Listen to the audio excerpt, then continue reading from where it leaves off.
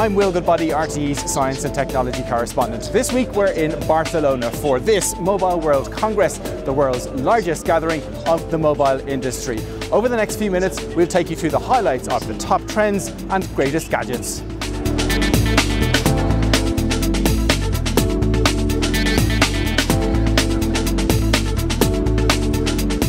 The doors of the show opened on Monday morning, but as in previous years, some of the largest device manufacturers held press conferences the day before to try and grab the headlines before the event even got underway. First out of the traps was the emerging Chinese giant Huawei. At a packed city centre hotel, it took the covers off two new wearable devices, the wrist-worn TalkBand B2 and the neck-worn TalkBand N1. But it was this, the Huawei watch, that caught most attention. Objective is to make this timeless design. You see that this Huawei watch, simply speaking, is just exactly the same as the watch you wear every day. So timeless design means that this is just have a circle, circular display, high contrast, just like your real watch. At the same time, using stainless steel.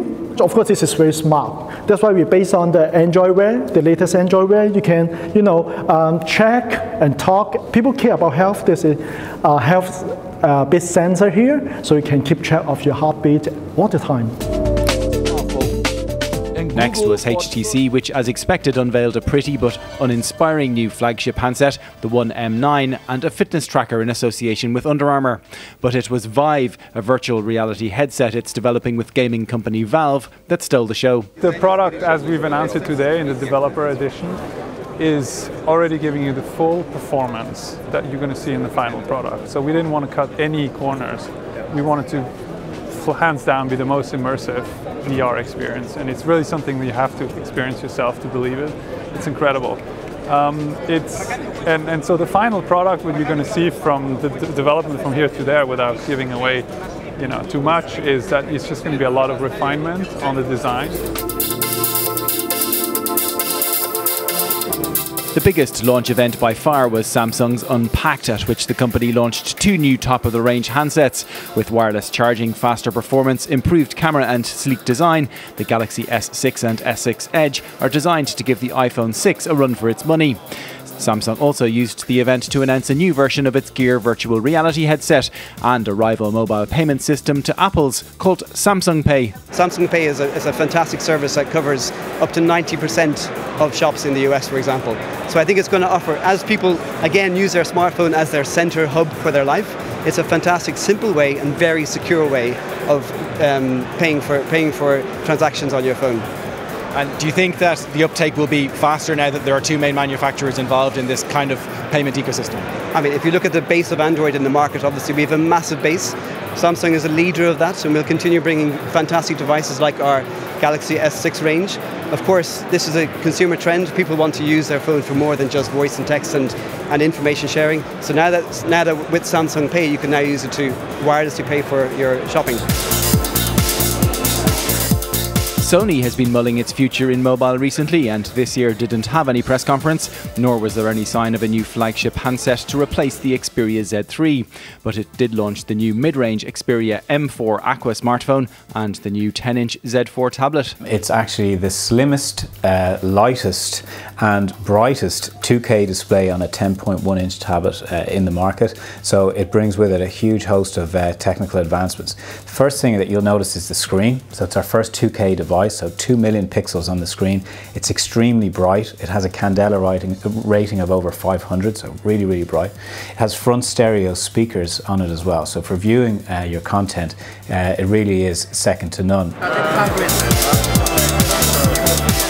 Though it did announce two new mid-range handsets, Microsoft's focus this year was less on devices and more on the soon-to-be-released Windows 10. Apps are great, everybody loves apps, but one of the cool things about Windows 10 is that you'll be able to have apps that span all of your devices, from a phone to a tablet to a PC, even some of the large 84-inch touchscreen Surface Hub that we showed. Big criticism though heretofore with Microsoft and its foray into smartphones is that you don't have enough apps. Today there are somewhere in the neighborhood of 1.5 billion Windows users. We're going to encourage and make it very easy for as many of them as possible to get Windows 10, in fact free for a limited time. They'll be able to upgrade to Windows 10. So we think very quickly there will be a very large number of users of this new platform. That combined with the fact that developers will be able to write one application that runs across a range of devices running Windows 10 is going to create a tremendous opportunity for developers. And we're excited to see the impact that has on the app space for phones as well. Over at the LG stand this year, the big draw was the Urbane smartwatch, which scooped 9 awards at this year's event. This is basically an evolution of our G-Watch R that was launched a few months ago. Firstly, we've gone for more of a premium design. We wanted to make it look more of a dress watch. So straight away we've got a full metal polished finish, which looks absolutely exquisite.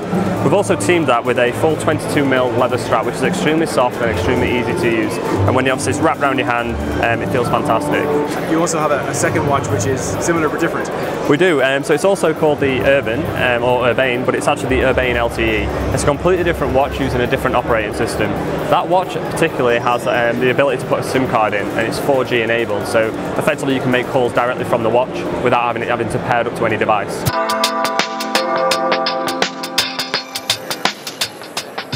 Now, the mobile industry is full of buzzwords and trends.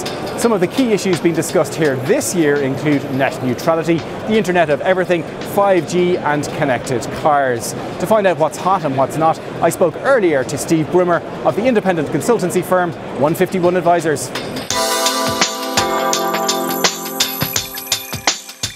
The wearables are everywhere this year. Is anyone making any money out of them? Not that I've seen. It's a hard thing, again, who's buying it.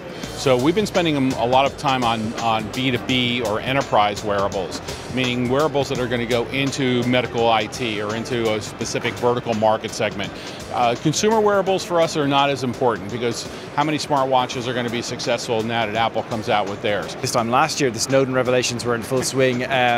This year, I guess we know a lot more about what's been going on. A lot of concern out there still, and obviously that's reflected in the product.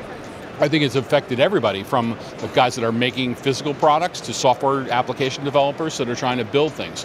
I think if you don't have a way to be able to safely secure your application over the air or through a carrier partner, because the carriers are not going to help you that much, right? So they're going to just give you airtime play and you're downloading it.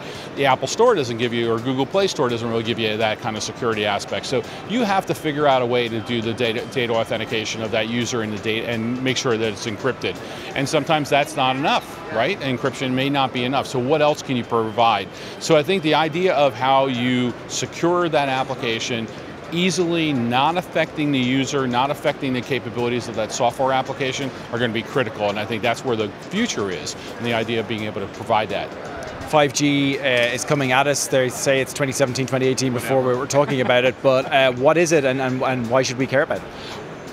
That's a great question because I have no idea where it's going to end up. That sounds great, and I think we all need the higher bandwidth and higher speeds and everything else associated with 5G. I think we look at the idea that it's inevitable, it's going to come. I think the standards bodies are having a little harder time figuring out what other pieces of it are going to be important to us, and how is that going to get permeated through LTE, or how that gets thrown into the carriers. So I think the jury's still out on that. I think we have a lot of work to do from a standard standpoint, and then the floodgates open. Everywhere I look, there seems to be VR headsets. Is virtual reality the next big thing? I don't know if it's the next best big thing in our industry. I think it's a part of that. I think you're going to see a lot more people that are using it outside of the gaming world, because right now it's primarily there. Again, it's kind of like the wearables. So we're looking at Google Glass and some of those products now coming into enterprise, right? So I'm going to wear that instead of a Google Glass because it's still a little distracting. But the idea of being able to put manuals, do field service things, do a lot of those applications, I think that's a great part of where that market goes.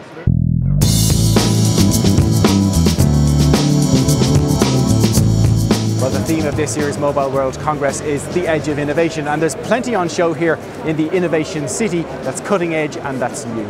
Michael O'Hara is the Belfast man who is the marketing manager for the whole of Mobile World Congress. Let's go meet him now and see what he has to show us. Michael, good morning. Hey, Will, good to see you again. So, Mobile World Congress, all about innovation. What have you got for us this year? So, as you know, adding mobile connectivity to every device in our lives is a big trend these days. So, we've got a few examples of that. This is a piece of connected luggage. So, a few things with the luggage. When you approach this luggage with your phone and hold it within proximity, it actually unlocks the luggage for you. When you move it away, it closes the luggage and locks it again.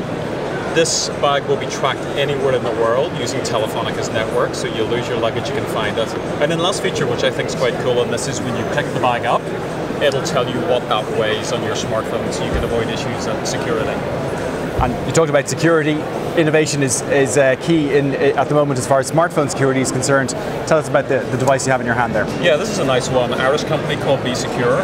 We've seen fingerprinting to access your mobile device. This actually uses your ECG. So you touch the two pads on the back of this, it creates a circuit through your body, measures your ECG and lets that unlock the smartphone for you. It's more secure, it's the kind of technology we're going to see more of as people are concerned about their privacy and security.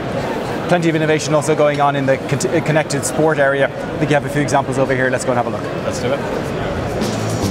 So Michael, this, I believe, is a connected tennis racket. Yeah, absolutely. So obviously large impact on all sports these days. This is jam-packed with sensors. It obviously measures things like your pulse rate, the effort you're putting in, which you would see in sport. But this one also measures very closely how you're performing as a tennis player, where you're hitting the ball, what strength you're hitting the ball at, loads all of that information up into the cloud and lets you share that with your coach. So for instance, here you can see an example of where I'm hitting the ball. It says I have about a 69% technique score for hitting in the center of the racket. So Michael, lots of innovation going on in the connected car sector at the moment. You've got an example behind us here. What is it? Yeah, exactly. And we have heard about connected cars for a number of years, putting 3G and 4G technology in the car and streaming entertainment to them. This is an example that actually shows how your car can then interact with your house. Also a lot of work about connected houses. So when you arrive home in this connected car, it interacts with your house, realizes you're home, turns up your heating, turns on the lights, opens the door and does all of that cool stuff for you so you don't have to worry about it. So Michael, we've moved outside for this demonstration for obvious reasons. We're talking about connected bikes. Yeah, it's really around sports. So we're seeing performance monitoring across all sports. This is probably taking it a level further. The sensors on this bike can measure every movement that this guy makes, measures the angle, the speed, the performance, so they can use this information to improve how they perform in the future.